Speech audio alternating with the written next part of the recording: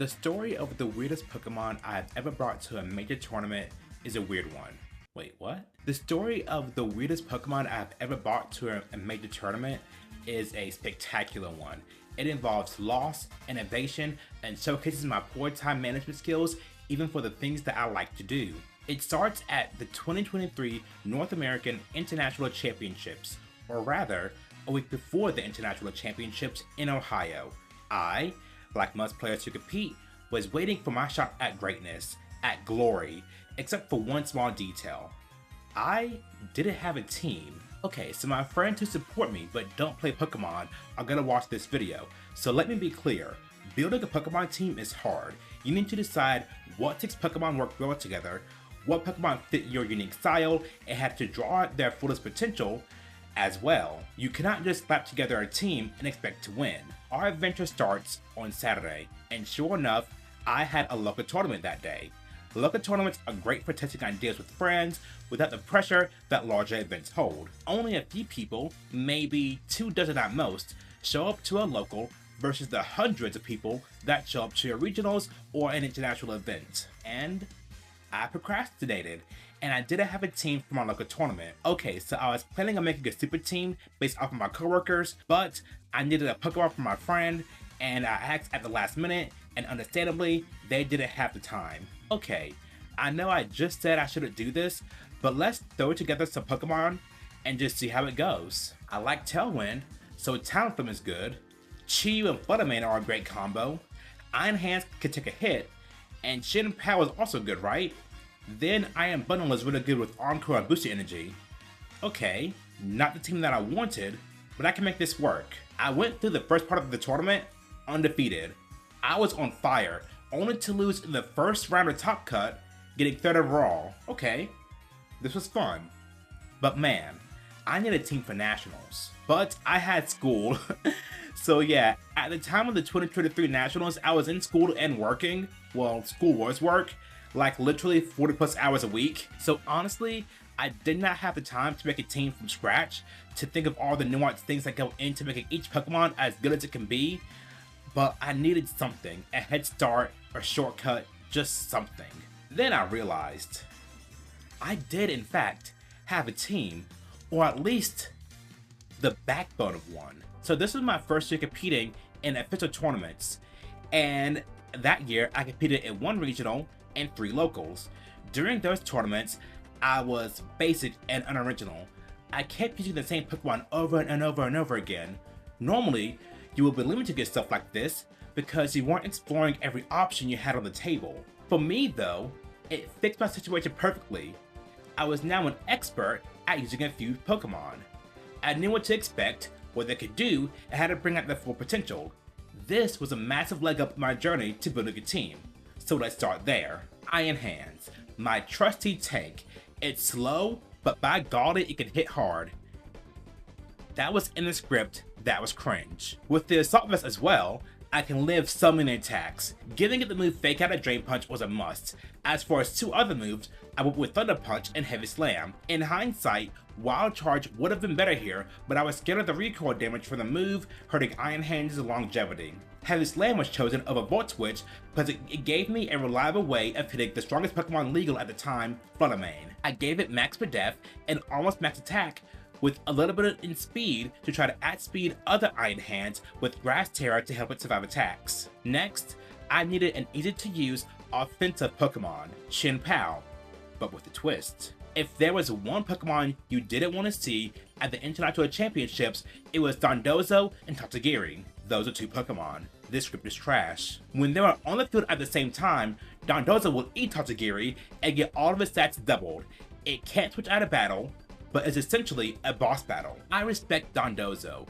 I also acknowledge that it has an Achilles heel, the move Haze. Illegal to do in college, the move Haze removes all stat changes from a Pokemon, making the big fish not so big anymore. And Shin Pao gets Haze. Yippee! I never used Haze on Shin Pao, but I have to do it if I have a chance against the big fish. The rest of the moveset was pretty standard. Protect, Ice Spinner, Sucker Punch with a Ghost Terror. Normally, I like to run a Focus Sash on Shin Pao, allowing it to live at least 1 attack, but I'm saving that for someone else on the team, so Life Orb is the next best item. It feels weird to use, but my doctor prescribed me Lexapro and Copium, so I should be fine. Now, I am a small YouTuber, teeny tiny, but trust me, even I get some rabid comments on some of my videos. Most of them undeserved, some of them... Anyway, what I'm trying to say is, I know what you're thinking right now. He promised that he had a weird Pokemon on his team, and he hasn't even showed it yet. Okay, I hear you. The weird Pokemon on my team was... Fluttermane. No. Stay here. Stay with me now. Follow me, come on. Follow me. I need the validation, please. But in all seriousness, what the heck? My weird Pokemon is the most common Pokemon in the format. Literally on 3/4 of all teams for multiple large tournaments. Let me explain. Trust me, follow me, subscribe to me. Remember, that last local I went to, I got 3rd place.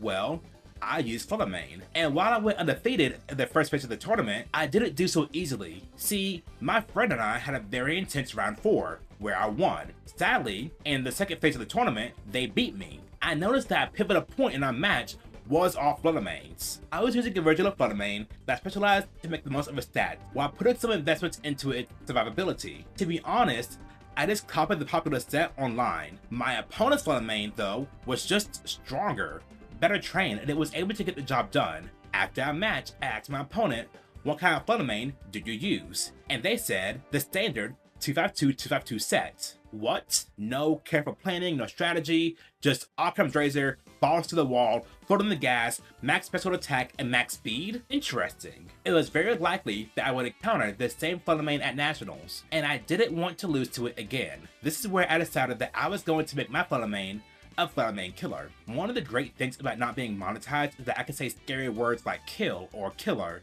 or the long A variant of the you-know-what word that makes my white friends nervous. You can take this privilege away from me though if you subscribe. Wink. So, how was I going to make Fluttermane an answer to other Fluttermane?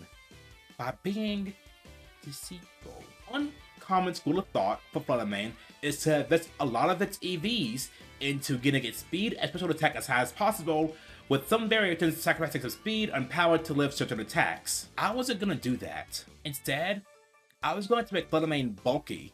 Everything was going into its defensive stats. Its defense, its HP, and its def.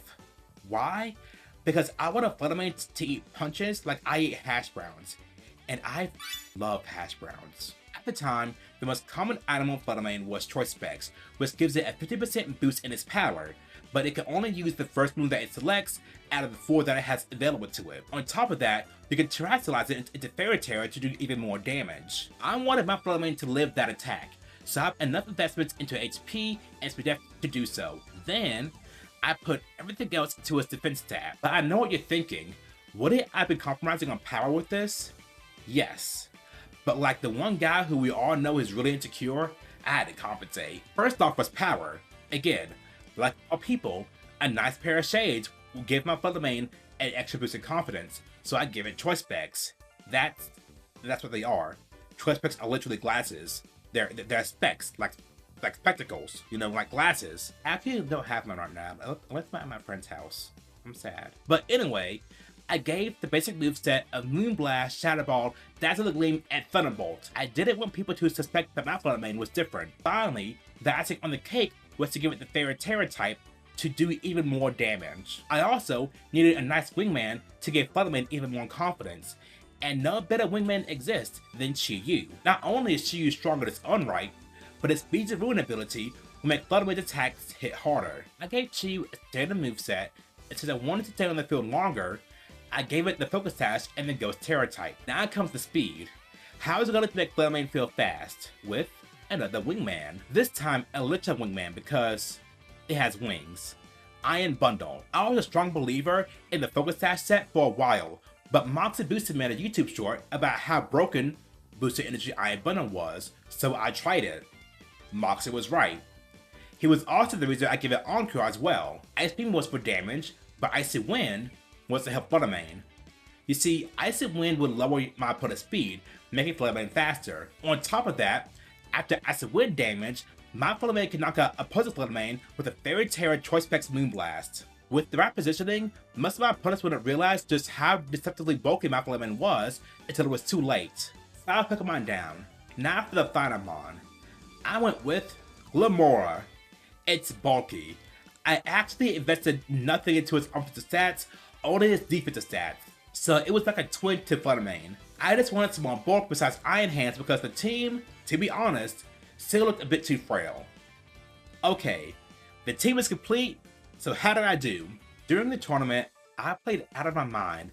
Fluttermane worked perfectly, knocking out other Fluttermane, and at one point, living the Headlock Rush from a Max Attack Great Tusk. That was a real thing that happened, and I couldn't believe it. But did I win? No. But I went 6-3. I made it to the last round of the day, but got dog walked. My opponent had a team that had a tricky matchup and simply played better. But I gotta say that even though I didn't make day 2, which was really heartbreaking, because I really wanted to do it at that tournament, I still was happy with how I played, how I built my team, and how I just, you know, kind of locked in and I made this really fun, like, really kind of quirky team that, yes, it had some very common Pokemon on it, but it had a unique twist to it that made it feel like it's mine, you know? But that was a 2023, so surely I did better next year, and the year after that. No, I do awful at NAIC now. I'm trying to get back to this point, but it's hard, okay? I'm not happy with it. Thank you for watching. Don't forget that you will love to that you matter. And I will see you all in the next video that I should have out in about